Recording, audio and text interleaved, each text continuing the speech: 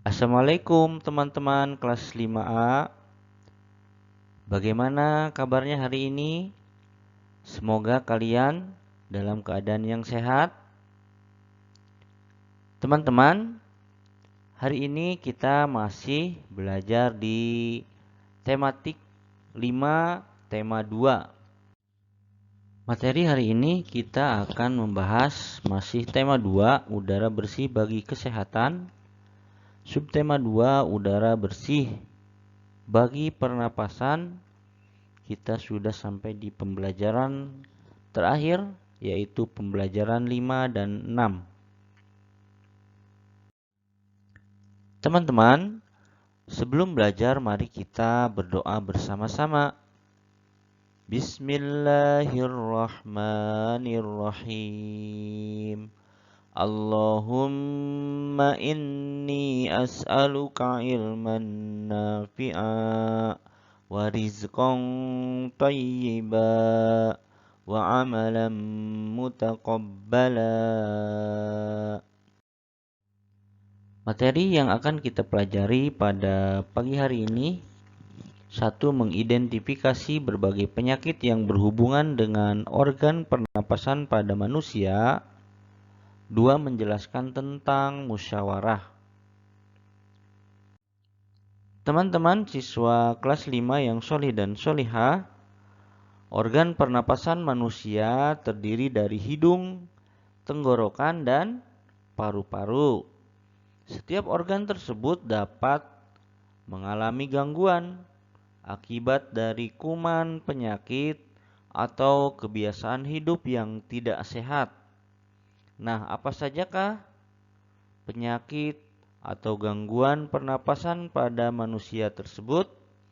Mari kita bahas pada pembelajaran berikut ini. Mengenal penyakit pada sistem pernapasan manusia. Contoh-contoh penyakit pada sistem pernapasan manusia diantaranya faringitis, asma, influenza, emfisema, bronkitis, asbestosis, sinusitis, tuberkulosis atau TBC, pneumonia, difteri, rinitis, dan ispa. Nah, apa sajakah yang dimaksud dari penyakit-penyakit pada sistem pernapasan manusia tersebut? Pertama, faringitis. Faringitis yaitu radang pada faring karena infeksi sehingga timbul rasa nyeri pada waktu menelan makanan ataupun kerongkongan terasa kering. Gangguan ini disebabkan oleh infeksi bakteri atau virus. Tentu di antara kalian pernah mengalaminya ya, sakit waktu menelan makanan. Nah, itu namanya faringitis atau penyakit sistem pernapasan faringitis. Selanjutnya, asma.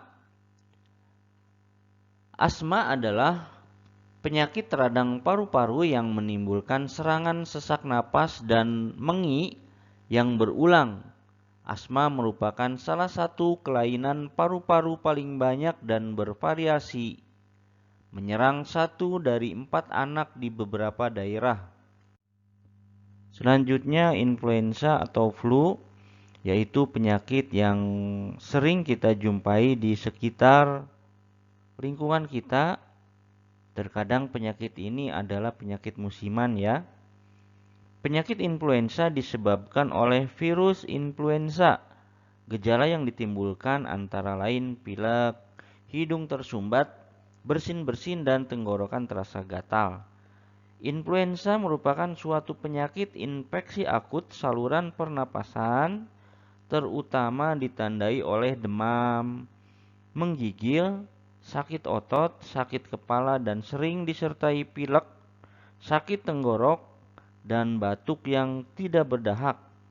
Lama sakit berlangsung antara 2 sampai 7 hari dan biasanya sembuh sendiri. Selanjutnya emfisema, yaitu penyakit pada paru-paru yang ditandai dengan pembengkakan pada paru-paru karena pembuluh darahnya kemasukan udara. Penyebabnya yaitu hilangnya elastisitas alveolus.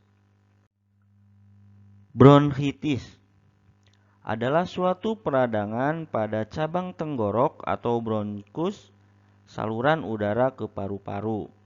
Penyakit ini biasanya bersifat ringan dan pada akhirnya akan sembuh sempurna. Tetapi pada sebagian penderita yang memiliki penyakit menahun, misalnya penyakit jantung atau penyakit paru-paru, pada usia lanjut, bronkitis juga tidak bisa dianggap ringan ya, karena akan bersifat serius. Penyakit selanjutnya asbestosis, yaitu suatu penyakit saluran pernapasan yang terjadi akibat menghirup serat-serat asbes, di mana pada paru-paru terbentuk jaringan parut yang luas. Asbestos terdiri dari serat silikat mineral dengan komposisi kimiawi yang berbeda. Jika terhisap, serat asbes mengendap di dalam paru-paru, menyebabkan parut. Menghirup asbes juga dapat menyebabkan penebalan pleura, yaitu selaput yang melapisi paru-paru. Selanjutnya sinusitis. Sinusitis merupakan penyakit peradangan pada bagian atas rongga hidung atau sinus paranasalis. Penyakit sinusitis disebabkan oleh infeksi bakteri, jamur, virus, menurunnya kekebalan tubuh, flu, stres, kecanduan rokok, dan infeksi pada gigi. Tuberkulosis atau sering kita dengar dengan istilah TBC adalah penyakit yang disebabkan oleh infeksi kuman Mycobacterium tuberculosis yang bersifat sistemik, yang dapat bermanifestasi pada hampir semua organ tubuh dengan lokasi terbanyak di paru-paru, yang biasanya merupakan lokasi infeksi primer.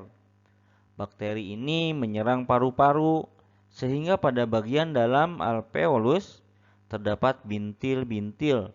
Penyakit ini menyebabkan proses difusi oksigen yang terganggu karena adanya bintik-bintik kecil pada dinding alveolus. Pneumonia. Pneumonia atau juga disebut dengan radang paru-paru merupakan suatu penyakit pada paru-paru di mana pulmonary alveolus yang bertanggung jawab menyerap oksigen dari atmosfer meradang dan terisi oleh cairan. Radang paru-paru dapat disebabkan oleh beberapa penyebab, termasuk oleh infeksi bakteria, virus, jamur, atau pasilan, atau parasit. Radang paru-paru dapat disebabkan oleh bakteri Streptococcus dan Mycoplasma. Radang paru-paru juga dapat disebabkan oleh kepedihan zat-zat kimia atau cedera jasmani pada paru-paru atau sebagai akibat dari penyakit lainnya seperti kanker paru-paru atau berlebihan meminum alkohol. Penyakit pada sistem pernapasan selanjutnya yaitu difteri, yaitu infeksi pada saluran pernapasan bagian atas. Pada umumnya disebabkan oleh Corynebacterium diphtherial. Pada tingkat lanjut, penderitanya dapat mengalami kerusakan selaput jantung, demam, lumpuh, bahkan meninggal dunia. Rinitis. Rinitis merupakan peradangan pada rongga hidung sehingga hidung menjadi bengkak dan banyak mengeluarkan lendir. Gejala-gejala yang timbul pada seseorang yang menderita rinitis antara lain bersin-bersin, hidung gatal, hidung tersumbat, dan berair atau ingusnya encer. Rinitis bisa timbul karena alergi atau faktor lain. Penyakit pada sistem pernapasan manusia yang terakhir yaitu infeksi saluran pernapasan atas atau ISPA. Merupakan penyakit yang menyerang sistem pernapasan manusia bagian atas, yaitu hidung, laring atau tekak dan tenggorokan. Penyakit ini sering dijumpai pada masa peralihan cuaca. Mari kita lanjutkan pembelajaran kita, yaitu materi mengambil keputusan dengan musyawarah. Setiap warga masyarakat mempunyai tanggung jawab ikut serta dalam mengambil keputusan bersama. Keputusan bersama adalah suatu keputusan yang sudah ditetapkan berdasarkan pertimbangan, pemikiran, dan pembahasan yang matang. Keputusan bersama haruslah mewakili kepentingan seluruh anggota atau seluruh peserta rapat. Keputusan bersama juga merupakan keputusan yang harus dilaksanakan dengan rasa penuh tanggung jawab. Nah, teman-teman, keputusan bersama ini jika sudah bulat, sudah final atau sudah berakhir, maka keputusan tersebut harus dilaksanakan bersama-sama ya. Oleh karena itu, sebuah keputusan bersama harus dipatuhi dan dilaksanakan oleh semua peserta rapat tanpa terkecuali dan membeda-bedakan. Nah, kan harus dipatuhi ya, teman-teman. Tidak ada A, B, C, D lagi karena keputusannya sudah bulat dan sudah ditentukan bersama-sama. Dalam pengambilan keputusan, kita tidak boleh memaksakan kehendak.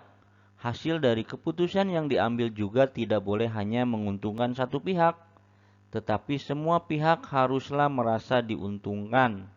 Nah, jika ada masalah di antara kalian di dalam kelas atau di lingkungan tempat kalian bermain, maka dibicarakan terlebih dahulu dengan teman-teman kalian. Dan keputusan yang diambil harus memberikan rasa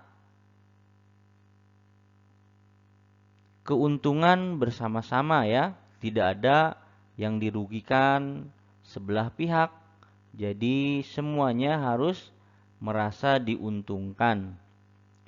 Karena keputusan bersama harus menampilkan rasa keadilan dan semua peserta rapat mempunyai kedudukan yang sama. Teman-teman, dalam bermusyawarah untuk menentukan suatu keputusan bersama, terdapat nilai yang mendasar dalam musyawarah, yaitu nilai kebersamaan, nilai kebebasan mengemukakan pendapat, nilai menghargai pendapat orang lain, nilai jiwa besar serta lapang dada melaksanakan hasil keputusan dengan penuh tanggung jawab. Nilai yang mendasar dalam musyawarah yaitu nilai kebersamaan, yaitu pengambilan keputusan harus dilakukan secara bersama-sama, duduk dalam suatu tempat dengan tujuan yang sama demi kebaikan bersama. Walaupun setiap peserta rapat berasal dari latar belakang yang berbeda, namun harus tetap mendahulukan kepentingan umum dan mengesampingkan kepentingan pribadi. Nilai yang mendasar dalam musyawarah antara lain juga nilai kebebasan mengemukakan pendapat. Bebas artinya tidak mendapat paksaan dari orang lain. Semua peserta boleh mengutarakan pendapatnya. Pendapat yang diberikan harus logis dan masuk di akal, tidak menimbulkan perpecahan, sesuai dengan norma dan tidak menyinggung perasaan orang lain.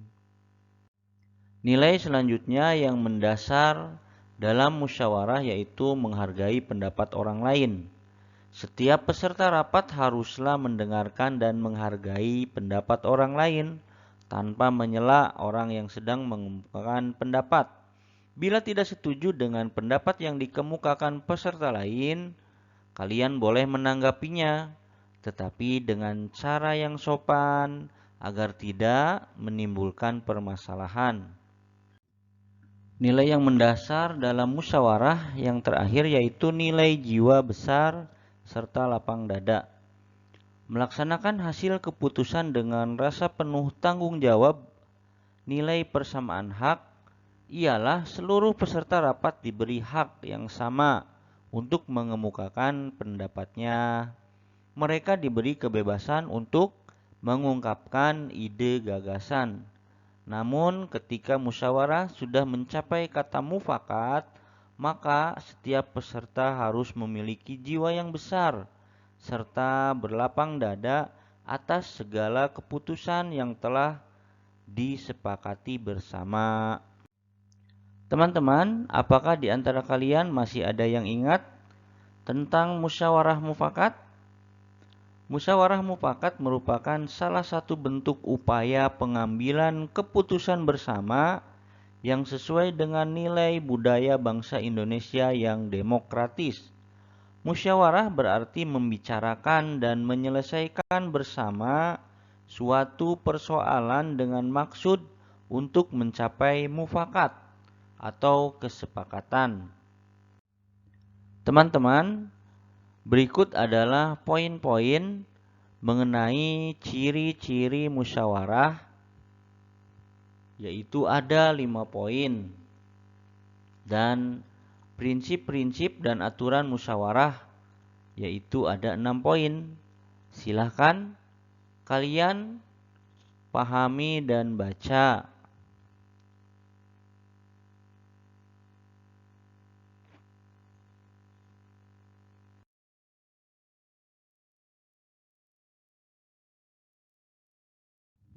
Teman-teman, agar kalian memahami pelajaran yang telah kita pelajari bersama-sama, silahkan kalian kerjakan tugas halaman 102, yaitu membuat daftar pertanyaan dengan kata tanya apa, siapa, di mana, bagaimana, dan mengapa, sesuai dengan bacaan penyakit pada sistem pernapasan, yaitu silahkan kalian baca terlebih dahulu halaman sebelum dari pertanyaan tersebut, yaitu halaman 99 sampai halaman 101, dan apabila sudah selesai maka silahkan kalian menjawab atau berlatih pada halaman 102. Semoga kalian semangat mengerjakannya ya teman-teman. Materi pembelajaran kita pada hari ini alhamdulillah sudah kita selesaikan.